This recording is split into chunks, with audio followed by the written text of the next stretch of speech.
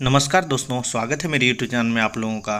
तो हम बात कर रहे हैं बीएड और डीएड का एंट्रेंस एग्ज़ाम की तैयारी के बारे में। ठीक है, तो इससे पहले हम शिक्षण अभिरुचि और सामान्य ज्ञान का जो है इम्पॉर्टेंट क्वेश्चन अपलोड कर दिया है। तो जिन्होंने नहीं देखा है जा कर के देखिए, प्लेलिस्ट बना हुआ है या फिर डिस्क्रिप्शन में लिंक है। ठीक है, तो इस वीडियो में हम बात करने वाले हैं हिंदी का जो है सामान्य ज्ञान या ग्रामर के बारे में। तो आपको पता ही है कि 10 नंबर का जो है हिंदी का पूछता है। ठीक है, तो देखिए चलिए इस वीडियो में हम बात करेंगे 30 क्वेश्चन हम जो देखने वाले हैं हिंदी का। तो आप लोग कितना बना पाते हैं ज़रूर कमेंट करिएगा। पहला प्रश्न हमारे पास कुछ इस प्रकार है दोस्तों, कुशलता किस प्रकार की संज्ञा है। संज्ञा से रिलेटेड अपने पास जो है 30 क्वेश्चन है। यदि आप लोगों को संज्ञा आता होगा तो अच्छे तरीके से आप बना लेंगे। अब देखिए यहाँ पे कुशलता किस प्रकार की संज्ञा है। भाववाचक, द्रव्यवाचक, जातिवाचक और व्यक्तिवाचक, इस प्रकार ऑप्शन देखने को मिल जाएगा यहाँ पे, जिसका राइट आंसर हो जाएगा दोस्तों ऑप्शन नंबर पहला। अब देखिए यहाँ पे अगला प्रश्न की ओर हम बढ़ेंगे। जो संज्ञा किसी व्यक्ति, वस्तु या स्थान का बोध कराती है उसे कहते क्या है। अब देखिए यहाँ पे साफ शब्दों में बोला जा रहा है कि व्यक्ति या वस्तु। ठीक है, यानी कि साफ साफ हमारे पास क्या हो जाएगा ऑप्शन नंबर पहला व्यक्तिवाचक। आपको जो है समझते हुए चलना है दोस्तों। अब देखिए अगला प्रश्न की ओर हम बढ़ेंगे। सम्राट का स्त्रीलिंग क्या होगा। सम्राटी, सम्राज्ञी या सम्राटनी या समाज्ञी। बताइए, इस प्रकार हमारे पास ऑप्शन है। इसका राइट आंसर हो जाएगा ऑप्शन नंबर सी, समाज्ञी। ठीक है, अब देखते हैं अगला प्रश्न की ओर हम बढ़ेंगे।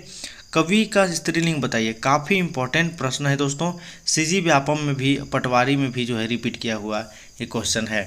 अब देखिए यहाँ पे कवित्री, कवित्री, कवित्री और कवित्री। बताइए इसमें से कौन सा राइट आंसर हो जाएगा। इसका राइट आंसर हो जाएगा दोस्तों ऑप्शन नंबर डी, कवित्री। ठीक है, अब देखते हैं अगला प्रश्न की ओर हम बढ़ेंगे। निम्न में से भाववाचक संज्ञा कौन सी है। तो यहाँ पे देखिए ऑप्शन शत्रुता, वीर, गुरु, मनुष्य, इसमें से कौन हो सकता है। तो इसका जो है राइट आंसर है दोस्तों ऑप्शन नंबर पहला, शत्रुता। ठीक है, अब देखिए अगला प्रश्न की ओर हम देखेंगे। कौन सा शब्द जातिवाचक संज्ञा नहीं है। अब देखिए जातिवाचक के बारे में पूछ रहा है, नहीं है। बालिका, पर्वत, बालक, गंगा। ठीक है, इसका जो है राइट आंसर हो जाएगा दोस्तों ऑप्शन नंबर सी, यानी कि इसका जातिवाचक संज्ञा नहीं है। अब देखिए अगला प्रश्न की ओर हम बढ़ेंगे। कौन सा शब्द भाववाचक संज्ञा नहीं है। मिठाई, चतुराई, लड़ाई, उतराई। बताइए, इसका राइट आंसर हो जाएगा ऑप्शन नंबर पहला, भाववाचक संज्ञा नहीं है। मिठाई से कोई भाव थोड़ी होता है। अब देखते हैं अगला प्रश्न की ओर हम बढ़ेंगे यहाँ पे। अब देखिए हमारे पास अगला प्रश्न यहाँ पे देखने को मिल जाएगा कि निम्न में से पुल्लिंग शब्द छांटिए। बुढ़ापा, जड़ता, दया या घटना। पुल्लिंग शब्द पूछ रहा है। ठीक है, तो इसका जो है राइट आंसर हो जाएगा दोस्तों ऑप्शन नंबर पहला, बुढ़ापा। अब देखते हैं अगला प्रश्न की ओर हम बढ़ेंगे कि स्त्रीत्व किस प्रकार की संज्ञा है। व्यक्तिवाचक, जातिवाचक, भाववाचक, द्रव्यवाचक। ठीक है, इसका जो है राइट आंसर हो जाएगा दोस्तों ऑप्शन नंबर सी, भाववाचक। अब देखते हैं अगला प्रश्न यहाँ पे। इन शब्द में कौन सा शब्द संज्ञा है। बताइए, यहाँ पे देखिए क्रोध, क्रोधी, क्रोधित या क्रोध। बताइए इसमें से कौन सा राइट आंसर हो जाएगा। इसका राइट आंसर हो जाएगा दोस्तों ऑप्शन नंबर बी, क्रोध। अब देखते हैं अगला प्रश्न यहाँ पे। इनमें से पुल्लिंग शब्द छांटिए। कपट, सुंदरता, मूर्खता और निंदा। इसमें पुल्लिंग शब्द पूछ रहा है दोस्तों, इसका राइट आंसर हो जाएगा ऑप्शन नंबर पहला, कपट। अब देखते हैं अगला प्रश्न की ओर हम बढ़ते हैं। हिंदी में कितने कारक माने गए हैं।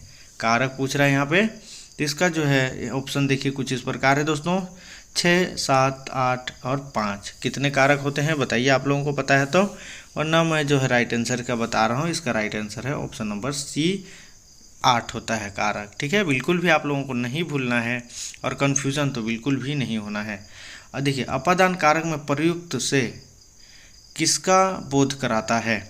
विथ, फ्रॉम, ए और बी, किसी का नहीं। इसका जो है राइट आंसर हो जाएगा ऑप्शन नंबर बी, फ्रॉम का। ठीक है, अब देखते हैं अगला प्रश्न की ओर हम बढ़ेंगे। मैंने आज पटना जाना है। ठीक है, वाक्य में अशुद्ध किस शब्द से है।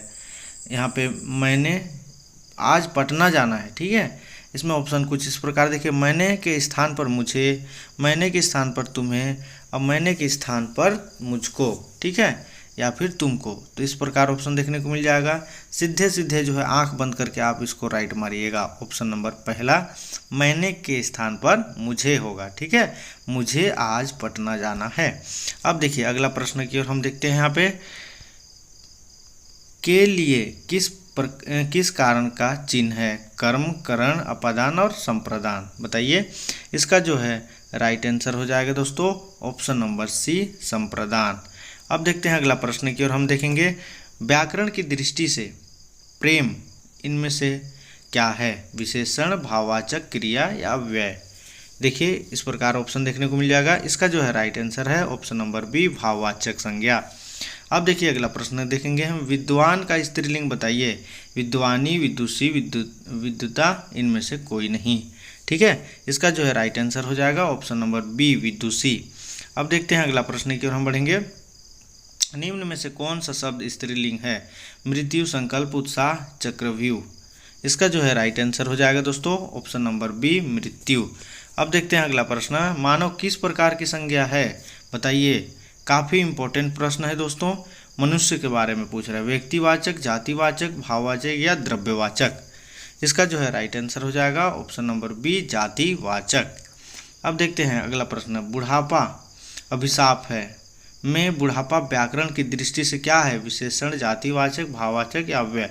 इसका पहले भी जिक्र किया हुआ है इस क्वेश्चन का। ठीक है, तो सीधे सीधे आपको जो है ऑप्शन नंबर पहला इसका राइट आंसर लगा देना है, भाववाचक संज्ञा। अब देखते हैं अगला प्रश्न। इनमें से जातिवाचक संज्ञा छांटिए। लड़का, सेना, दुख, श्याम। बताइए इसका जो है राइट आंसर हो जाएगा दोस्तों ऑप्शन नंबर पहला। अब देखते हैं अगला प्रश्न की ओर बढ़ते हैं। यहाँ पे लड़का से भाववाचक संज्ञा बनाइए। लड़के, लड़कापन या फिर लड़कपन, लड़काई। इसका जो है राइट आंसर हो जाएगा दोस्तों ऑप्शन नंबर पहला, लड़कपन। ठीक है, अब देखते हैं अगला प्रश्न की ओर हम बढ़ेंगे। इनमें से कौन सा शब्द नित्य बहुवचन है? प्राण, ये सभी, दर्शन, हस्ताक्षर। इसका जो है राइट आंसर हो जाएगा ऑप्शन नंबर डी, ये सभी। अब देखते हैं अगला प्रश्न। किस वाक्य में अपादान कारक है? राम ने रावण को बाण से मारा, गंगा हिमालय से निकलती है, चाकू से सेब काटते हैं, मैं पेन से लिखता हूँ। इसका जो है राइट आंसर हो जाएगा option number B, Ganga Himalaya से निकलती है। अब देखते हैं अगला प्रश्न की ओर हम यहाँ बढ़ेंगे।